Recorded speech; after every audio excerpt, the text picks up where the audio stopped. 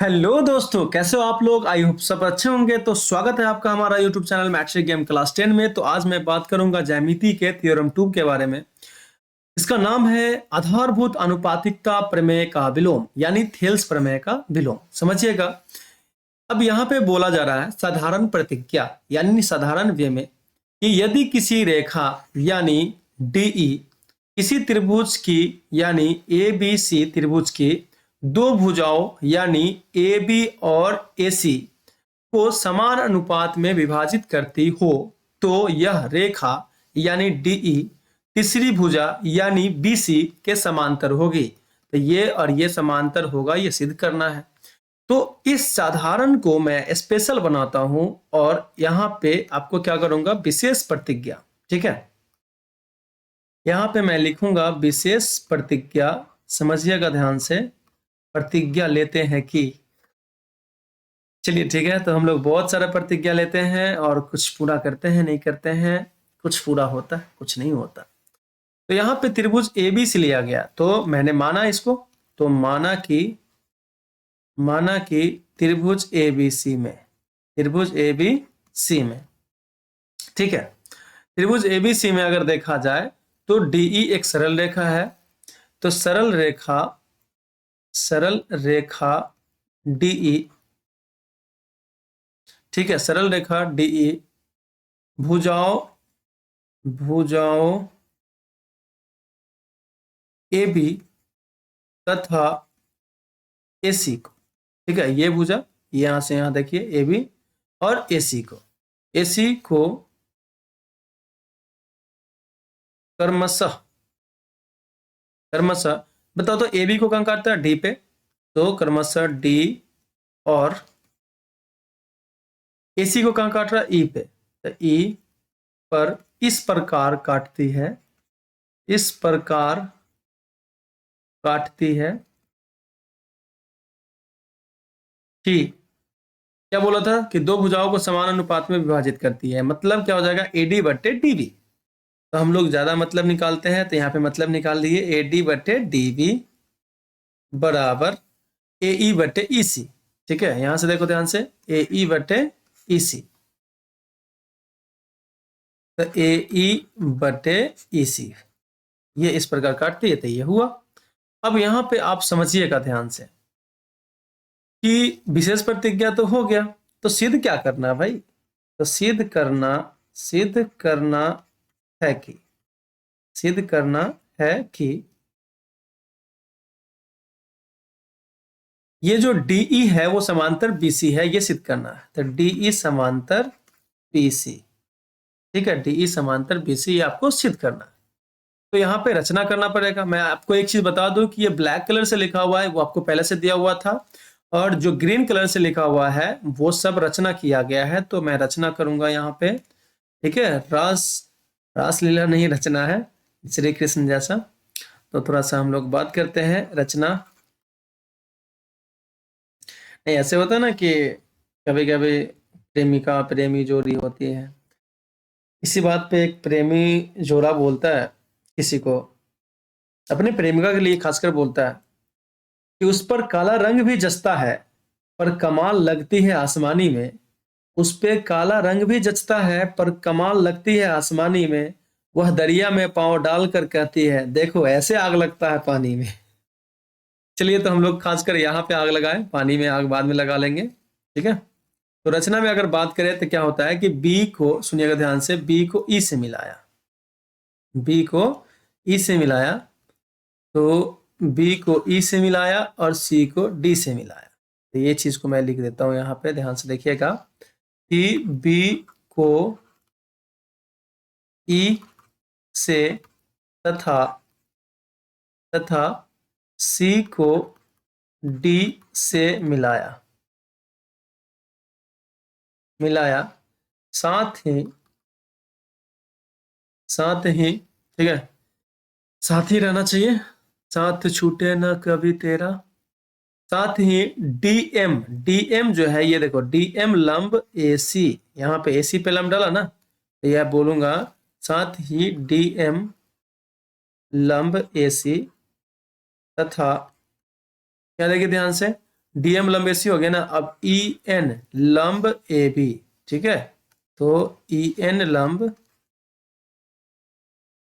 लंब A B खींचा।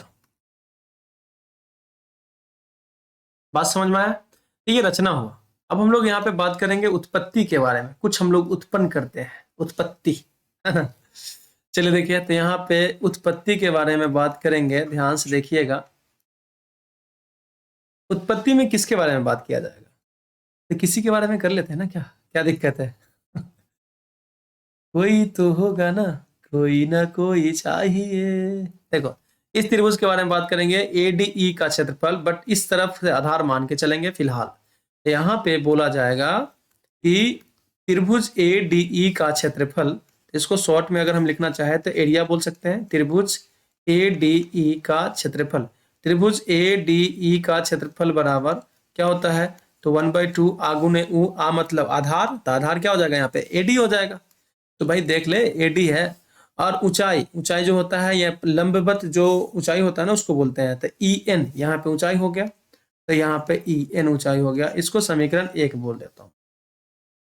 उसी तरह से अगर आप देखिएगा तो एरिया मतलब त्रिभुज का क्षेत्रफल, यहाँ पे देखो इस त्रिभुज के बारे में बात किया जाएगा, तो यहाँ पे इस त्रिभुज का क्षेत्रफल के बारे में बात करेंगे, समझिएगा।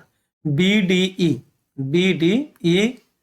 का, तो यहाँ पे हो जाएगा त्रिभुज BDE का क्षेत्रफल, ठीक है। BDE का क्षेत्रफल बराबर हो जाएगा 1/2 आ गुने उ मतलब आधार, ठीक है। तो आधार हो जाएगा यहाँ पे BD गुने ऊंचाई हो जाएगा, ऊंचाई जो हो जाएगा EN हो जाएगा, तो यहाँ पे हो जाएगा EN। समझ में?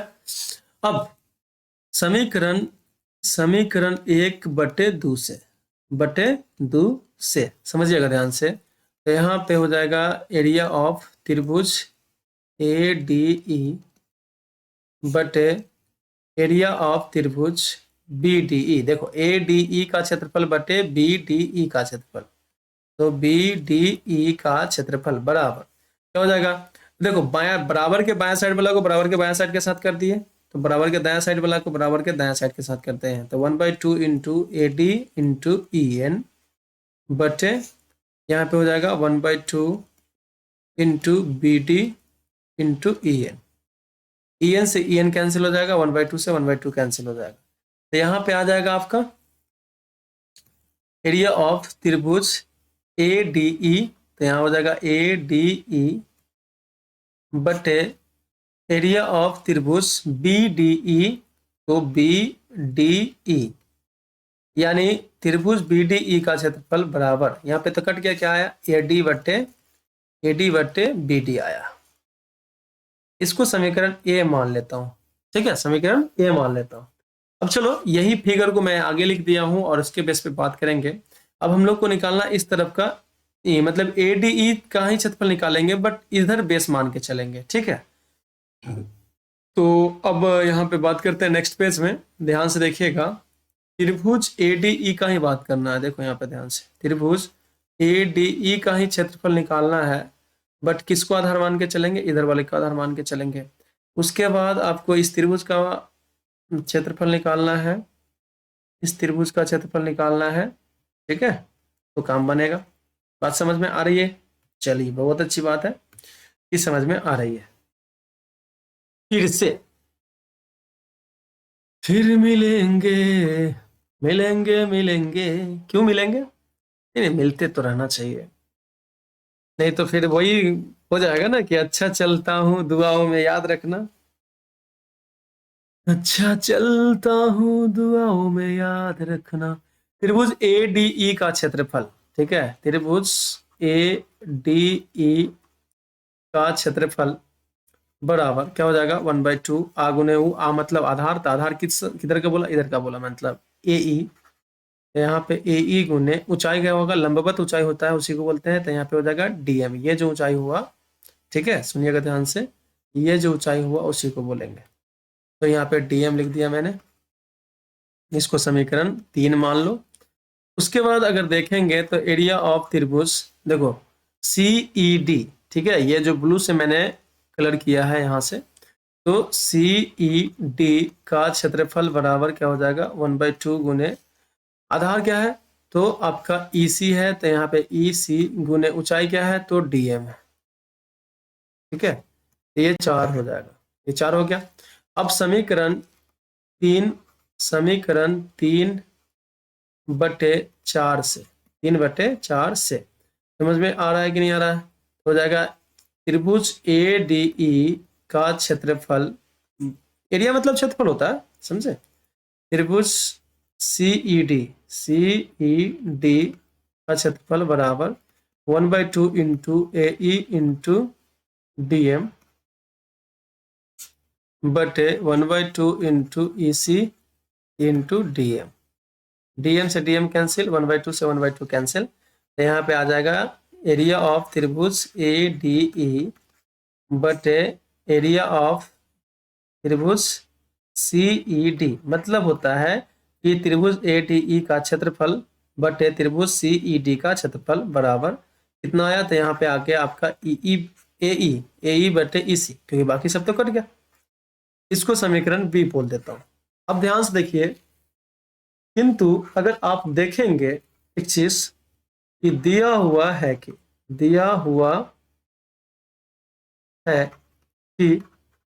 चलो मैं आपको बता भी दूं क्या दिया हुआ है। यहाँ पे देखो ध्यान से, AD बटे DB बराबर AE बटे EC, यानी AD बटे DB बराबर AE बटे EC, ये दिया हुआ है। तो इसके बेस पे यहाँ पे लिख देता हूं मैं, दिया हुआ है कि AD बटे DB बराबर AE बटे EC, ये दिया हुआ। तो समीकरण A और B से अगर आप देखते हैं, समीकरण A में देखिएगा ध्यान से, ए में लिखा हुआ है क्या, AD बटे BD, यानी AD बटे DB या BD एक ही बात है। इसके बराबर क्या है तो एरिया ऑफ त्रिभुज ADE और बटे एरिया ऑफ त्रिभुज BDE। देखो ADE BDE, ये वाला एक तरफ का इधर का है ना, तो मैं उसको लिख देता हूं। तो एरिया ऑफ त्रिभुज ADE बटे एरिया ऑफ त्रिभुज BDE बराबर, अब बताओ तो यहाँ पे लिखा हुआ क्या, AE बटे EC, AE बटे EC, तो AE बटे EC बराबर क्या हो जाएगा ये, तो यहाँ पे एरिया ऑफ त्रिभुज ADE बटे एरिया ऑफ त्रिभुज क्या हो जाएगा CED। अब बताओ ऊपर वाला त्रिभुज तो दोनों बराबर है, तो अर्थात यहाँ पे क्या हो जाएगा, अर्थात नीचे का त्रिभुज जो होगा वो बराबर होगा, जाहिर सी बात है। तो एरिया ऑफ त्रिभुज BDE बराबर एरिया ऑफ त्रिभुज CED। अब ध्यान से देखो, मैं यहाँ पे आपको कलर करके बता देता हूँ,